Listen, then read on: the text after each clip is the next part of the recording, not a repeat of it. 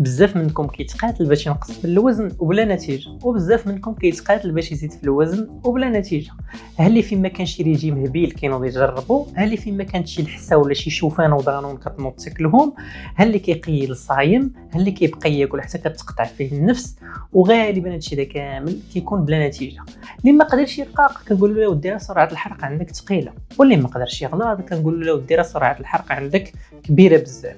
بزاف ديال الاهداف وبزاف ديال المشاكل، الاهداف مختلفه والمشاكل حتى هي مختلفه، ولكن هادشي كامل السبب ديالو هو الناس ما فاهمينش الاساسيات ديال التغذيه. وباش نبغيو نفهموا الاساسيات ديال التغذيه ضروري خصنا نهضروا على الطاقه. وفاش كنقولوا الطاقه ضروري غادي نسمعوا لي كالوري، وحيت لي كالوري ولات اكثر حاجه ولاو كيغلطوا فيها الناس بسبب لي زانفلونسور اللي تا هما ما فاهمينش يوصلوا المعلومه غلطه الناس. ها اللي ولا باغي يحرق لي كالوري، ها اللي ولا هارب من لي كالوري، ها اللي ولا مخلوع من لي كالوري. وانا متاكد باللي اغلبيه ديال هاد الناس هادو لو وقفتيهم وسولتيهم قلتي لهم شنو هي كالوري ما غاديش يعرفوا يشرحوا لك. داكشي علاش كيف ما درت لكم سلسله فيها الاساسيات ديال كيفاش تصايب بروغرام دونطرينمون ديالك، غادي ندير لكم سلسله فيها الاساسيات ديال التغذيه باش لا بغيتي تنقص من الوزن تعرف كيفاش دير، لا بغيتي تزيد في الوزن تعرف كيفاش دير، وحتى لا بغيتي تحافظ على الوزن ديالك وتزيد من الاداء الرياضي ديالك تعرف كيفاش دير. معكم حمزه متخصص في الاعداد البدني والذهني وفي التغذيه الرياضيه. واليوم الفيديو رقم 1 من هذه السلسله اللي كتهضر لنا على الاساسيات ديال التغذيه. وفي هذا الفيديو هذا غادي نهضروا على لي كالوري. بشنو كنعنيو بالضبط فاش كنقولوا لي كالوري؟ لي كالوري ماشي دهون، لي كالوري ماشي شي حاجه زوينه وماشي شي حاجه خايبه. لي كالوري ماشي شي حويجات صغار مخبيين لينا في الماكله وكيسينونا ناكلوهم باش يزيدوا لينا في الكرش. لي كالوري بكل بساطه هي وحده قياس ديال الطاقه اللي كاينه في الماكله. كيف ما كنقيسوا الوزن بالكيلوغرام ولا المسافه بالكيلومتر او لا الحجم ديال شي حاجه باللتر، فراه كذلك كنقيسوا الكميه ديال الطاقه اللي كاينه في الماكله بالكالوري. ولا بغيتو تفهموا اكثر علميا، الا شدينا كيلو ديال الماء اللي درجه الحراره ديالو مثلا 27 درجه وبغينا نردوه 28 درجه، يعني غادي نزيدوه ب 1 دوغري سلسيوس، غادي خصنا 1 كيلو كالوري. يعني باش نسخنوا 1 كيلوغرام ديال الماء ونزيدوه درجه حراريه وحده غادي خصنا 1 كيلو كالوري. ودابا ملي فهمنا باللي فاش كنقولوا كالوري كنعنيو بها كميه الطاقه اللي كاينه في واحد الماكله، خصنا نفهموا باللي هاد الكميه ديال الطاقه كتختلف من ماكله لماكله بغض النظر على الوزن. كيفاش؟ الا شدينا 1 غرام ديال الزبده وقارنا الطاقه اللي فيه مع 1 غرام ديال السكر، غادي نلقاو باللي 1 غرام ديال الزبده فيها الطاقه اكثر من 1 غرام ديال السكر. علاش؟ حيت الدهون فيها لي كالوري اكثر من السكريات. 1 غرام ديال الدهون فيه 9 كيلو كالوري، 1 غرام ديال السكريات فيه 4 كيلو كالوري، 1 غرام ديال البروتين فيه 4 كيلو كالوري، و1 غرام ديال الكحول فيه 7 كيلو كالوري. وهنا غادي تفهموا باللي ماشي بالضروره حيت الحاجه فيها لي كالوري بزاف كيعني انها ماشي صحيه، وماشي بالضروري حيت الحاجه فيها لي كالوري قلال كيعني انها صحيه. لافوكا مثلا فيها لي كالوري بزاف ما كيعنيش انها ماشي صحيه. ومثلا الدايت صودا يعني المناضه اللي ما فيهاش السكر، يعني فيها غير السكر طبيعي محليات طبيعيه مثلا بحال ستيفيا، اولا مثلا الحلوى اللي ما كيكونش فيها السكر، هادو غالبا كيكونوا لي كالوري ديالهم قلالين ما كيعنيش انهم صحيين. ودابا ملي فهمنا اشنو هما لي كالوري غادي نقولوا علاش شي ناس اودي كيعانيو باش يزيدوا في الوزن، وعلاش شي ناس كيعانيو باش ينقصوا في الوزن، اش كيدير الجسم بالطاقه هذه كامله اولا كيفاش كيستعملها، كيفاش كيحرقها، كيفاش كيخزنها، وعلاش الناس كيكونوا قاسين وكيكونوا كيحرقوا الطاقه. غادي تسمعوا لي زانفلونسور كيقول لكم اودي الا بغيتو تنقصوا في الوزن خصكم تكونوا في واحد العجز ديال السعرات الحراريه، يعني تكونوا في واحد ديفيسيت كالوريك.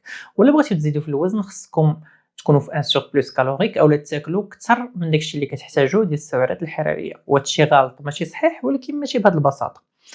اول حاجه خصنا نفهموا كيفاش الجسم ديالنا كيتعامل مع ديك الطاقه اللي كندخلوا له على شكل ماكله اولا ديك لي كالوري اللي كناكلوا. وباش نفهموا هذه القضيه هذه خصنا نعرفوا بلي اولا الجسم ديالنا كيحتاج واحد الكميه ديال الطاقه في النهار اللي كتختلف من شخص واحد اخر على حسب الوزن ديالو، على حسب العمر ديالو، وعلى حسب واش راجل ولا امراه، وعلى حسب لاكتيفيتي فيزيك ديالو. مناش كتكون هاد الطاقه هذه اولا الاجزاء اللي كيكونوا لنا هذا الاحتياج كامل ديال الجسم ديالنا في النهار. اول حاجه عندنا البي ام ار، هي لا باز اللي كتكون خاصنا ديال الطاقه. يعني الكميه ديال الطاقه اللي كتخصنا باش الجسم ديالنا يكون خدام عادي، يعني باش القلب ديالنا يكون خدام، باش نتنفسوا، باش الهرمونات يكونوا خدامين مزيان. يعني الطاقه اللي كتخصنا باش نكونوا عايشين، باش البوله تكون شاعله عندنا لداخل. ثاني حاجه الطاقه اللي كنحتاجوها باش نهضموا الماكله، باش ديك الماكله نهضموها ونخرجوا منها الطاقه ونخزنوا اللي غادي نخزنوا ونستعملوا اللي غادي نستعملوا الى اخره. ثاني حاجه عندنا الطاقه اللي عندها عندها العلاقه بالحركه اولا بالتمرين، وهذه مقسومه على جوج. عندنا التمرين اللي كنديروه او الحركه اللي كنديروها وحنا واعيين بها، يعني فاش كنمشيو لاصال، فاش كنتمشاو، فاش كنطلعوا في الدروج الى اخره. وكاين النيت وهي الحركات اللي كنديروهم لا واعي، يعني كنكونوا جالسين وكنتفتفوا كنلعبوا بيدينا كنحركوا رجلينا بزاف. والمجموع ديال هادشي هذا هو الكميه ديال الطاقه اللي كنحتاجو في النهار. الا كنا كناخذوا هذيك الكميه ديالنا اللي كنحتاجو في النهار من الماكله، مثلا الا كنحتاجو في النهار واحد 2500 كالوري وكلينا حنا 2500 كالوري، فراه غادي يبقى الوزن ديالنا هو هذاك، ما غادي يزاد ما غينقص. زدنا على ديك 2500 كالوري، ما دمنا كنحتاجو حنا غير 2500 كالوري، الجسم ديالنا غادي ينوض يخزن ديك 500 كالوري اللي زايده. علاش؟ حيت الجسم ديالنا ماشي غيجا، ماشي تولد في 2026 ولا تولد في القرن 19. الجسم ديالنا تطور على مر العصور، وعلى مر العصور ما كانش الماكله متوفره لهاد الدرجه هذه. يعني خصنا ديما يكون عندنا واحد الخزان، نقدر اليوم ناكل وغدا ما ناكلش، ولا يومين ما ناكلش. اذا فاش الجسم ديالنا كتكون عنده الطاقه الزايده، يعني الماكله الزايده، يعني كلينا اكثر من داكشي اللي كنحتاجو، فراه داكشي اللي زايد علينا كيخدم كيخبيه الجسم ديالنا على شكل دهون. الجسم ديالك الغرض ديالو هو انك تبقى على قيد الحياه، ماشي انه يكون عندك لي زابدو والفورمه زوينه. هذه خصنا نتفاهموا عليها. اذا الا كلينا اكثر من داكشي اللي خاصنا، فراه هذيك الطاقه اللي زايده بوسكو ما استعملناهاش الجسم ديالنا كيشدها يخزنها على شكل طاقه. ولا كلينا قل من داكشي اللي خاصنا، من غادي يكمل داكشي اللي خاصو؟ انا خاصني 2500 كالوري وكليت غير 500 كالوري، كنمشي ناخذ هذيك الطاقه اللي خاصني من الدهون.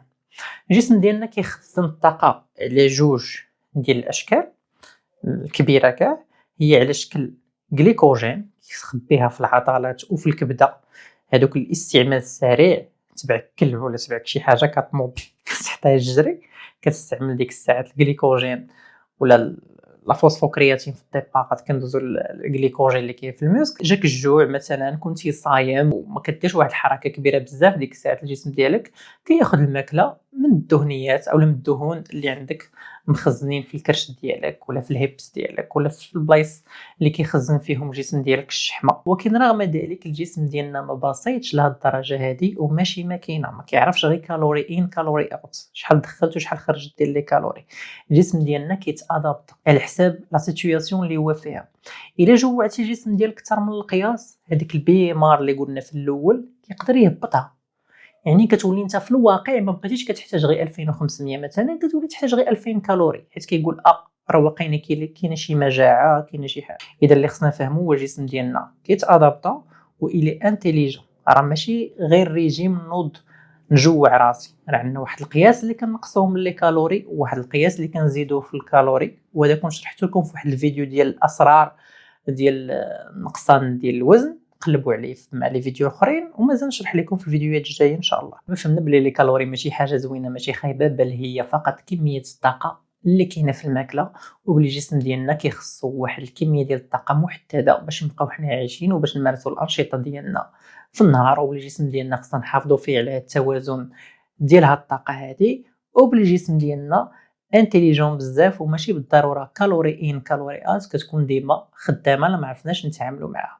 وهذا الشيء علاش بزاف ديال الناس واخا كيحسبوا لي كالوري كيلقاو مشكل في انهم يزيدوا في الوزن ولا ينقصوا في الوزن. الفيديو الجاي غادي نهضروا على لي ماكرو، اشنو هما البروتينات، الدهون، الكربوهيدرات، الالياف، كيفاش نتعاملوا مع هذا الشيء على حسب الاهداف ديالنا، واش باغي نزيدوا في الوزن نقصوا في الوزن اولا نزيدوا في لا بيرفورمانس سبورتيف ديالنا ولا نبقاو غير كما حنايا في الوزن ديالنا. الفيديو الجاي غادي نهضروا على لي ماكرو، البروتينات، الدهون، الكربوهيدرات، الالياف، كيفاش نتعاملوا معاهم على حسب الاهداف ديالنا، لا بغينا نزيدوا في الوزن نقصوا في الوزن، نزيدوا من الاداء الرياضي ديالنا، ولا فقط نبقاو غير في صحه مزيانه ولا يبقى الوزن ديالنا كما هو.